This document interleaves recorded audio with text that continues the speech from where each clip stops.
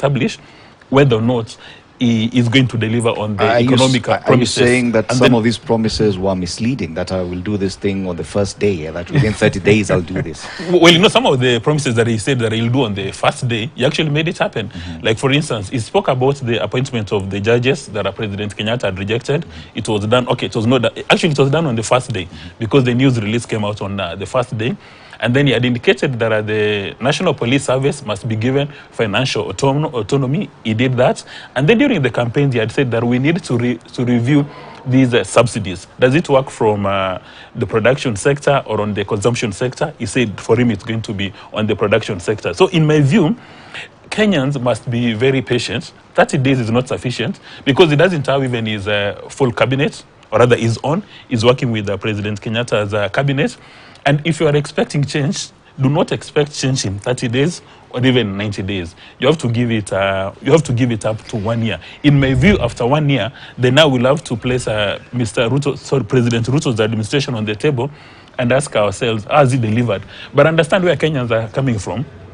They want instant coffee and they want instant tea. Because that is what was promised. Yeah, and it's an urgent issue. Yeah. Yes. You remember there's a telecom The cost of living is urgent. We cannot afford to wait. No, I'm coming there. You remember there's a telecom CEO who said that Kenyans have got peculiar habits.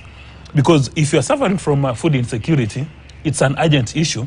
It may not wait for the supplementary budget, and it may not wait for the next 1 year, which is the reason we need to have his administration in place as quick as possible so that they can hit the ground running. Yeah, because the issue is, and this must calls for patience, but the kind of promises that were made to Kenyans expected a radical change, a radical shift. And you've seen this in other new leaders. You've seen probably Prime Minister Liz Truss in the UK, okay, with disastrous results. It backfired. but that's the kind of reaction, radical move or shift that Kenyans were expecting, especially coming from such a heated campaign period. This issue of patience. No, I don't think Kenyans are wrong to have high expectations of whichever administration is in place, and this particular administration, because of course they promised they could fix the problems that we had. And so I don't think we should wait for 1 year. I think 30 days we start getting signals of where we are heading within 30 days. Within 90 days, I think the grace period is over. And that's why, for example, looking back, this thing about talking about what was there before the situation, I think slowly by slowly, it's fading away. The failures of the previous government is fading away, and people are now looking at what are the shortcomings, what are you doing?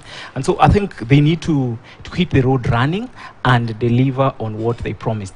And Kenyans will not be patient for 90 days or 1 year to wait for cost of living to go down. In fact, after 100 days, people now leave you on autopilot. They give up on you and they say, let it be. There's drought in this country. People are dying of hunger. Even those living in this city are complaining about the high cost of living. Patience? I think what the President Ruto administration must do is to manage expectations.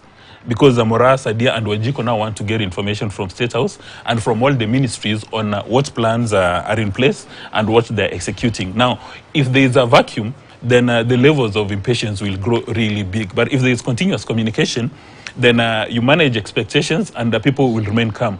And recall, where presidents or prime ministers are able to hit the ground running and brew instant coffee for the entire nation, is when you're talking about countries that don't have strong systems, that don't have strong democracies, where the president's word is as good as law.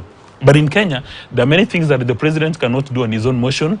It has to go through the cabinet. And some things, if you do them at the flip of your fingers, the judiciary will tell you. Like, for instance, on the issue of the CSC, you know, it's been put on hold for a while. Yes. Yeah, CS, yeah. So in my view, the Kenyans must be impatient. They must keep on exerting pressure on the administration, but also President Ruto has got these unique obligations to keep Kenyans posted on exactly what he's doing. Yes, allow me to draw a comparison with President Mwai Kibaki's regime, and because of this instant delivery of a major promise, a major